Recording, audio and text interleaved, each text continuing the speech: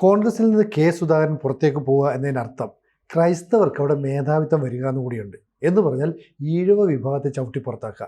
ഇപ്പോൾ ഈഴവ വിഭാഗത്തിന് കൃത്യമായി കോൺഗ്രസിനൊരു ലീഡർഷിപ്പ് ഇല്ല, ആകെയുള്ളത് ഒരു MLA ആണ്.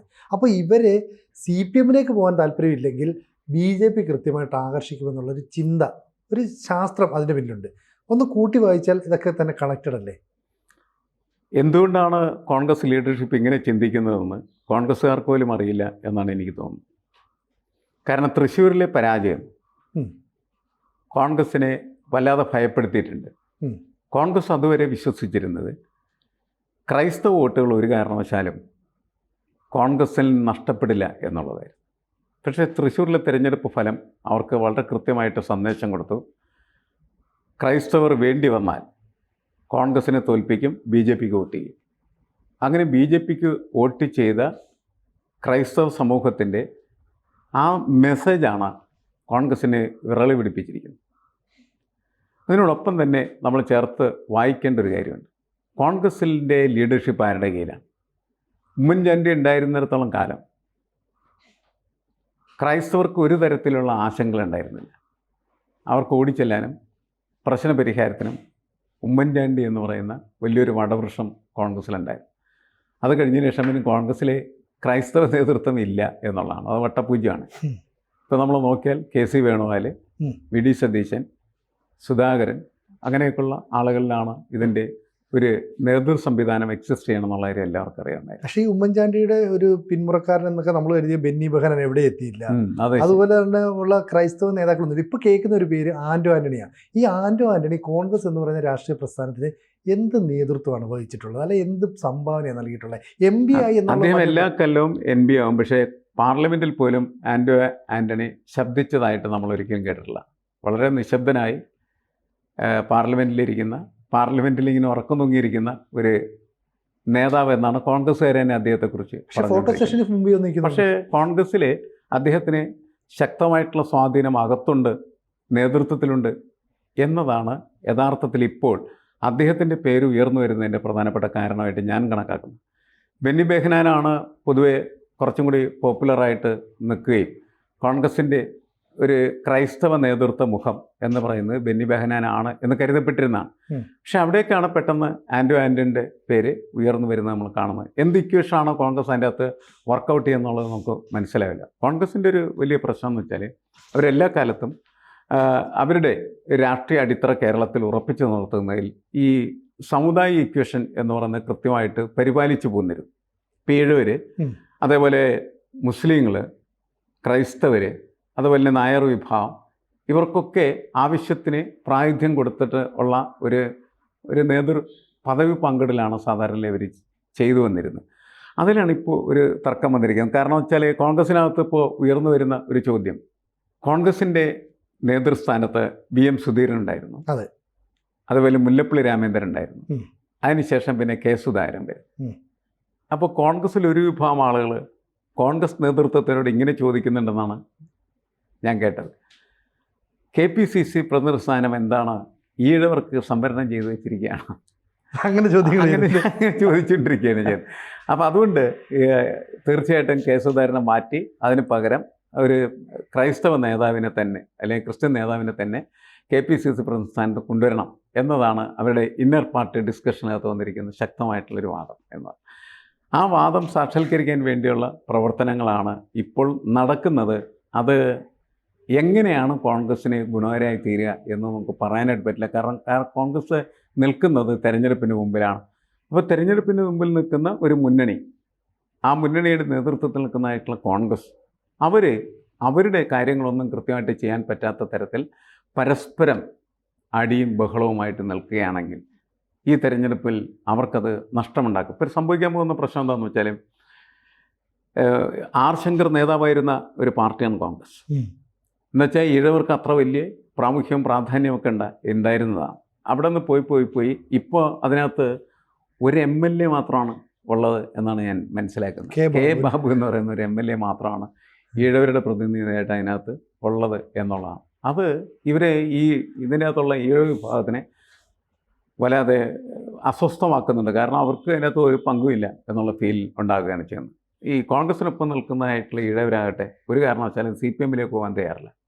അപ്പോൾ പിന്നെ അവർക്ക് പോകാവുന്ന ഒരു ഓപ്ഷൻ എന്ന് പറയുന്നത് BJP ആണ്. എന്ന് വെച്ചാൽ കോൺഗ്രസ് ഈ തെരഞ്ഞെടുപ്പിന് മുമ്പ് ഉണ്ടാക്കി വെക്കുന്ന ഈ വികൃതികൾ, ഇതിനെ വികൃതികൾ എന്നേ നമുക്ക് പറയാൻ പറ്റും.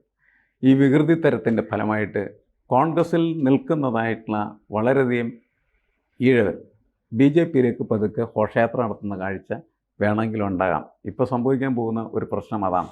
ഈ അനിശ്ചിതത്വം പ്രശ്നങ്ങളൊക്കെ രൂക്ഷമായിട്ട് വരുന്നതും അതിൻ്റെ ഒരു ഭാഗമാണ്. ഇത് നമ്മൾ ഇതിനകത്തുള്ള ജാതി സമുദായിക ഇക്വേഷൻ്റെ പ്രശ്നമാണെങ്കിൽ അതിനോടൊപ്പം തന്നെ കോൺഗ്രസിനകത്ത് സ്ഥിരമായി നിൽക്കുന്ന ഗ്രൂപ്പുകളുണ്ട്. ആ ഗ്രൂപ്പുകളും ധ്രുവീകരിക്കപ്പെട്ടിരിക്കുന്നു ഇപ്പോൾ ഈ സംഭവത്തോട്. അല്ല, ഇതിനകത്ത് വേറെ പ്രശ്നമായി ഇപ്പോൾ ഈ പറയുന്ന ഈഴവ സമുദായത്തിൽ നിന്ന് KPCC പ്രസിഡന്റുമാരൊക്കെ വരുമ്പോൾ അന്ന് കോൺഗ്രസിന് തലപ്പത്ത് AK ആന്റണി ഉണ്ടായിരുന്നു, അതുപോലെ തന്നെ ഉമ്മൻചാണ്ടി ഉണ്ടായിരുന്നു. ഇപ്പോൾ BJPയുടെ കാര്യം എടുത്താൽ BJP ഒരു PC തോമസിനെ കൊണ്ടുവരുന്നു, അൽഫോൺസ് കണ്ണന്താനത്തെ കൊണ്ടുവരുന്നു, ജോർജ് കുര്യനെ കൊണ്ടുവരുന്നു. ഇതൊക്കെ തന്നെ ക്രൈസ്തവ വോട്ടുകളെ സ്വാധീനിക്കാനാണെന്ന് നമുക്ക് വേണമെങ്കിൽ വ്യാഖ്യാനിക്കാം. അങ്ങനെ ക്രൈസ്തവ വോട്ടുകൾക്ക് അത്ര വലിയ പ്രാധാന്യം എല്ലാ മുന്നണികളും കൊടുക്കുന്നു, ഈഴവർ ചവിട്ടി പുറത്താക്കപ്പെടട്ടെ, അങ്ങനെയൊക്കെ ചിന്തിക്കുമോ? അങ്ങനെ ഒരിക്കലും ഇവർ ചിന്തിക്കുന്നില്ല. പക്ഷേ അവരുടെ പ്രവർത്തനത്തിൻ്റെ ഫലം അങ്ങനെയായിട്ട് വന്നുകൂടായില്ല. അത് അത്ര ഗുണകരമായ കാര്യമായിരിക്കില്ല കോൺഗ്രസിനെ സംബന്ധിച്ചിടത്തോളം. നേരത്തെ ശരിയാണ്, AK ആന്റണി ഉണ്ടായിരുന്നു, ഉമ്മൻചാണ്ടി ഉണ്ടായിരുന്നു. ക്രൈസ്തവ വിഭാഗത്തെ സംബന്ധിച്ചിടത്തോളം ആശങ്കകളില്ലായിരുന്നു. മാത്രമല്ല KM മാണിയും ഉണ്ടായിരുന്നു, ശക്തി. അപ്പോൾ അതായിരുന്നു അവരുടെ ഒരു ഉറപ്പെന്ന് പറയുന്നത്. അവർക്കിപ്പോൾ അങ്ങനത്തെ ഒരു ഉറപ്പിനൊരു അന്തരീക്ഷവും അതിനകത്തില്ല. K സുധാകരനെ മാറ്റി അതിന് പകരം ആൻറ്റോ ആൻ്റണി വന്നാൽ ആൻറ്റോ ആൻ്റണിക്ക് AK ആൻ്റണി ആവാൻ പറ്റുമോ? ഉമ്മൻചാണ്ടി ആവാൻ പറ്റുമോ? KM മാണി ആവാൻ പറ്റുമോ? പറ്റില്ല. പോലും കണ്ടിട്ടില്ല. അല്ല, ആൻറ്റോ ആൻ്റണിക്ക് ഒന്നും ചെയ്യാൻ പറ്റില്ല. അതുകൊണ്ട് ക്രൈസ്തവ വിഭാഗത്തിൽപ്പെട്ട ആളുകളും എതിരാണെന്നാണ് എനിക്ക് തോന്നുന്നത്. കാരണം വെച്ചാൽ അവർ പറയുന്നത് ഇയാളെ എന്തിനാണ് ഈ ഇരിക്കപ്പണ്ടത്തെ കൊണ്ടുവന്ന് അതിനകത്ത് ഇരുത്തിയിട്ട് എന്താ കാര്യം എന്നാണ് ചോദിക്കുന്നത്. അതായത് ഇങ്ങനെ ഒരാളെ കൊണ്ടുവന്ന് വെച്ച് കഴിഞ്ഞത് കൊണ്ട് ഞങ്ങളുടെ സമുദായത്തിന് എന്തെങ്കിലും ഗുണമുണ്ടാവുമോ എന്ന് അവർ തിരിച്ചു ചോദിക്കുന്ന ഒരു സ്ഥിതിയും നിലനിൽക്കുന്നുണ്ട്. അപ്പോൾ ഒരു ആവശ്യമില്ലാതെ വലിയ ഒരു വൈതരണി പാർട്ടിയെ എത്തിക്കുക മാത്രമാണ് യഥാർത്ഥത്തിൽ നേതൃമാറ്റം ഉണ്ടാക്കാനായിട്ട് ശ്രമിക്കുന്നതായിട്ടുള്ള നേതാക്കന്മാർ ചെയ്തിരിക്കുന്നത് എന്ന് പൊതുവിൽ അതിൻ്റെ അണികളെല്ലാം കരുതുന്നുണ്ട്.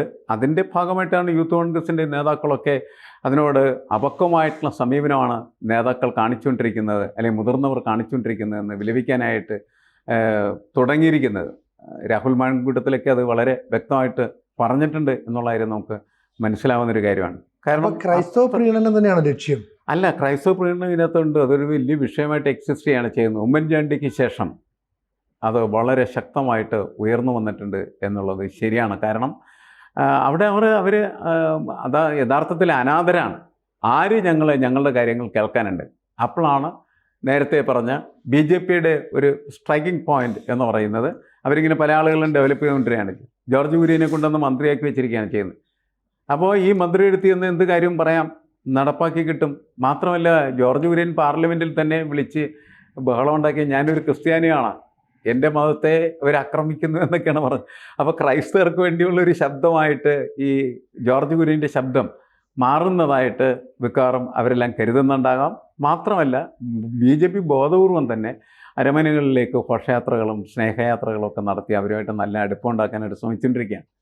അപ്പോൾ സ്വാഭാവികമായിട്ട് അവർ വിചാരിക്കുന്നത് എന്താണ്? ആരായാലും എന്താണ്, ഞങ്ങളുടെ കാര്യങ്ങൾ നടത്താനായിട്ട് പ്രാപ്തരാണ് എങ്കിൽ, തയ്യാറാണെങ്കിൽ അവരുടെ കൂടെ നിൽക്കാം. BJP ചെയ്യുമെങ്കിൽ BJPയുടെ നിൽക്കാം, കോൺഗ്രസ് ചെയ്യുമെങ്കിൽ കോൺഗ്രസിൻ്റെ കൂടെ നിൽക്കാം.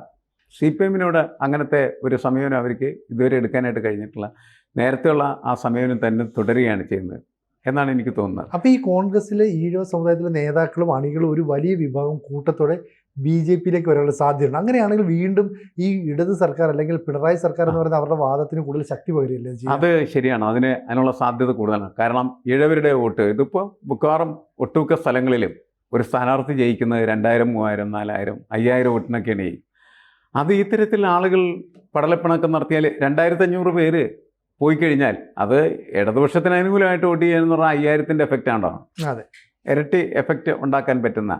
എന്തായാലും ഇത് ഗുരുതരമായിട്ടുള്ള പ്രതിസന്ധിയിലേക്കാണ് പോകുന്നത്. കാരണം പൊതുവെ നമ്മൾ രാഷ്ട്രീയ അനാലിസിസ് നടത്തുമ്പോൾ നമ്മൾ കരുതുന്നത് എന്താണ്? ഈ സർക്കാർ ഇനി വരാൻ സാധ്യതയില്ല, ഇതിന് പകരം മറ്റൊരു സർക്കാർ വരും, അത് കോൺഗ്രസ് സർക്കാരാരും എന്നാണ് നമ്മൾ കണക്കാക്കുന്നത്. കോൺഗ്രസ് എന്തെങ്കിലും ചെയ്തിട്ടല്ലേ. പക്ഷേ നിലവിലുള്ള ഭരണകൂടത്തിൻ്റെ അവർ ചെയ്തിരുന്ന ചെയ്തികളോട് ഒക്കെയുള്ള ഒരു വിപ്രതിപത്തിയുടെ ഫലമായിട്ട് മറ്റൊരു സർക്കാർ എന്ന് പറയുന്ന ഒരു ചിന്ത സമൂഹത്തിൽ നിലനിൽക്കുന്നുണ്ട്.